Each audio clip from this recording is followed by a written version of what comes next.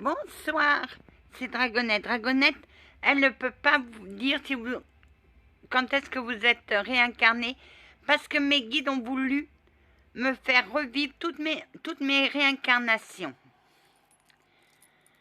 C'est mes guides qui m'ont fait rappeler. Anna,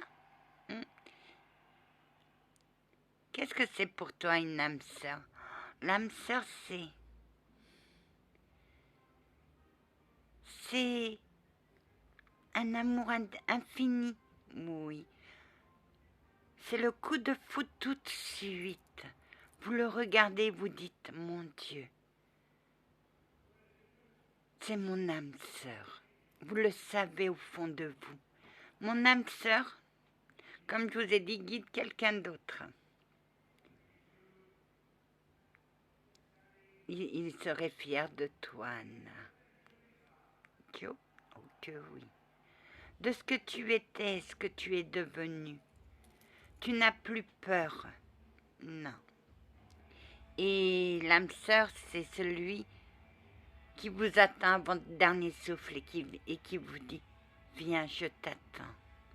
Et vous tombez dans les bras de l'un de l'autre. L'âme sœur, c'est comme un cadeau des cieux. Et vous dites « Avec toi, je n'ai pas peur, je pourrais aller n'importe où avec toi, je n'ai pas peur. » C'est ça, l'âme sœur. C'est quelqu'un qu'on a aimé avec notre force, qu'on a aimé de tout notre cœur. Que seule la mort ne pourra jamais nous défaire. Non. Même la mort ne pourra pas défaire cet amour des âmes sœurs. Il y a aussi les âmes jumelles. Tu connais ça? Oui. C'est le preux chevalier qui m'en a parlé. Qu'est-ce que c'est les âmes jumelles? Ils ressemblent à notre âme sœur, sauf que c'est pour une vie. Oui, Anna. Et toi, tu l'as rencontré? Chaque amour, j'ai cru l'avoir rencontré, mais non. Tu as rencontré 3 hommes dans ta vie qui étaient ton âme jumelle, Anna. Mais la magie noire est passée par là. La jalousie est passée par là. Tout est parti. Mais t'aurais dû rester avec elle. Parce que c'est nous qui te l'avons envoyé. Oui, mais il y a deux personnes noires qui sont venues, sont interposées. La magie était finie. Oui. Et je quittais après cette association. Mais mon association, la Croix-Rouge, pour moi, c'était mon âme sœur. Parce que quand je l'ai quitté, mon âme jumelle, parce que quand je l'ai quitté, j'ai pleuré comme si j'enterrais quelqu'un. Tu y retourneras, Anna? J'espère bien. Pas pour faire du secourisme, parce qu'avec mes douleurs, je voudrais bien être formatrice en premier secours. Et faire les maraudes, apporter des boissons chaudes aux sans-abri. J'ai bien aimé les maraudes. Tu parles des âmes sœurs, Anna. Mais le comte et le capitaine, c'était la même personne. C'était mon âme sœur. Puisqu'on s'est suivis. Oui. Et des fois, vous vous suivez. Et ton âme sœur par amitié, il m'a suivi aussi. Oui, il était lieutenant et après, je crois qu'il était aussi lieutenant. Infirmier, oui. Tu lui as fait aimer la médecine, oui, parce qu'en soignant le comte, je lui ai appris des choses aussi. Mais ta vie n'était pas dans la misère, Anna. Tu devais être médecin. Ah bah ça. J'aurais été la plus grande spécialiste des maladies vénériennes. Ah bah oui. Parce que ça m'a passionné dans mon autre vie. Et tu as lutté. Oh que oui, j'ai lutté. Avec mes filles qui couraient partout. Oh, rafale et dès que les Américains sont arrivés, qu'est-ce qu'ils t'ont apporté les Américains? À moi, mes cigarettes. Alors là, j'en avais pour au moins 20 ans. J'avais des tiroirs dans ma commode étaient remplis de cigarettes. Oui.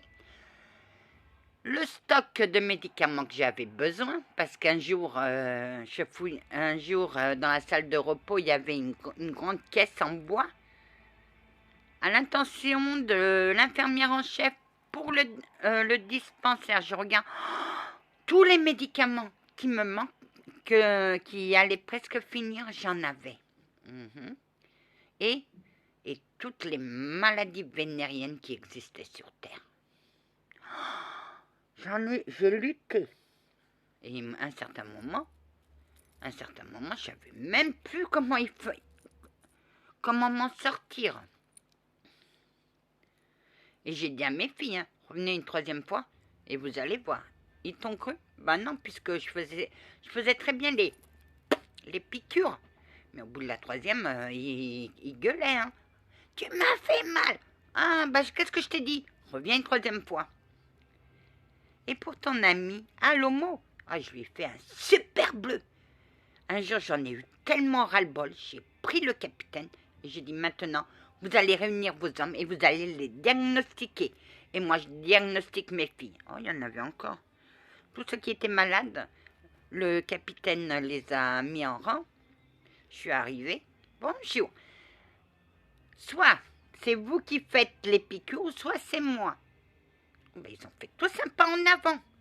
Ouais. Ben, j'ai pris mon ami, je fais bien là. Parce qu'il était aussi de la partie. Pic. Ben, ils ont reculé, j'ai dit, c'est vous qui allez nous les faire, capitaine. Et après? Ben, je me baladais toujours avec un préservatif dans la poche. Quand je voyais une de mes filles regarder un mec, je lui fais, tiens, va faire ton affaire, tu reviendras, tu te sentiras mieux. Et quand elle revenait, alors, ça va mieux, très bien, allez au travail. Tu leur laissais la liberté, Anna.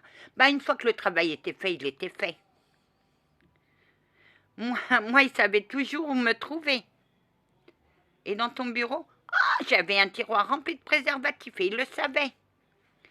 Et de temps en temps, j'en distribuais à mes filles. Ma gente dame, vous aviez de ces fréquentations. C'était mes copines. Moi, les prostituées venaient pour se faire soigner. Et je leur donnais aussi des préservatifs.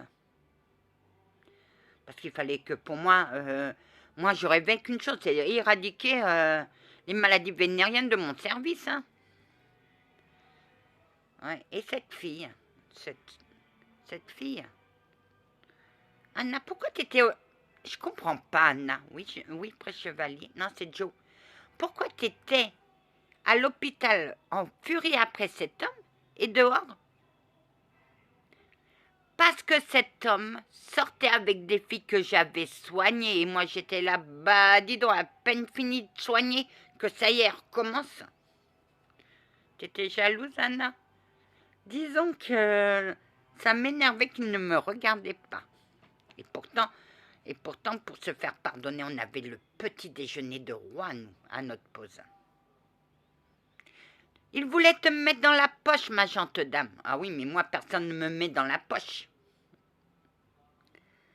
Et après ça, l'hôpital n'a jamais su. L'hôpital pensait que je sortais avec mon ami. Homo. J'étais la seule à le savoir, mais on était bien. Les filles étaient là. Ouais, tu peux pas me remplacer, je te remplace. Ah ouais, mais tu vas... C'est pas grave, on se voit. Je n'avais rien à faire de lui. Tout ce que je voulais, c'est que le capitaine me regarde. Mais il te regardait, ma gente dame. Il te regardait. Ouais, c'est pour ça qu'il m'a mis plein. Ah, mais il tenait à... Il m'avait fait aussi le coup à la première réincarnation. Il m'a mis que des soldats autour de moi. Guérisseuse par les plantes, j'étais. J'avais pas encore le don de guérisseuse, mais je guérissais par les plantes à ma première vie. Et celle qui m'a mis un message, Sabine, c'est mon amie, oui, mais, mes histoires sont vraies. Je ne peux pas vous dire sur vos réincarnations parce que moi je suis que clairvoyante. Anna, qu'est-ce que tu as appris à ta première? À me battre à l'épée. J'ai dit au lieutenant, celui qui me surveillait, qui me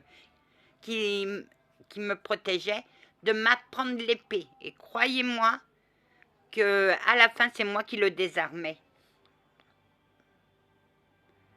Oui. Vous étiez forte, hein. Anna, tu étais enceinte de qui dans ta première vie? Du comte. Du comte. Ça n'a duré que peu de temps. Tu aurais dû avoir des enfants, Anna. Bah, j'étais enceinte et je l'ai perdu 1 mois et demi. Et après, le temps a passé.